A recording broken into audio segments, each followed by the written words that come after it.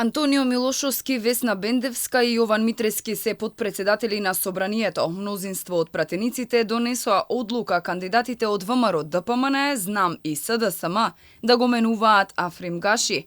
За Милошовски гласаа 69 пратеници. Весна Бендевска доби поддршка од 70, а Митрески беше избран со 82 гласа за. Собранието изгласа и председатели, членови и заменици на комисиите. Констатирам дека пратеникот Антонио Милошовски е избран за подпредседател на Собранието на Република Северна Македонија. Констатирам дека пратеникот Весна Бендевска е избрана за подпредседател на Собранието на Република Северна Македонија. Констатирам дека пратеникот Јован Митревски е избран за подпредседател на Собранието на Република Северна Македонија.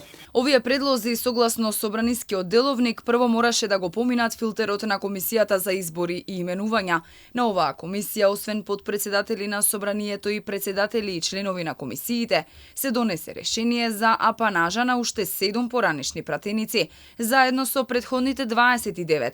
Пари од буџетот во следните 6 месеци до 1 година ќе земаат 36 поранешни пратеници. Пари од државната каса побарале и добија и сите владини функционери кои не успеа да влезат во законодавниот дом. Тројца вработени во кабинетот на поранешниот председател Пендаровски исто така побарале апанажа, но беа одбиени бидејќи не биле избрани од Собранието. Инаку, идната недела се очекува мандатарот Христијан Мицкоски да го поднесе предлог владиниот кабинет во законодавниот дом, а веќе следниот викенд Собранието да ја гласа новата политичка влада.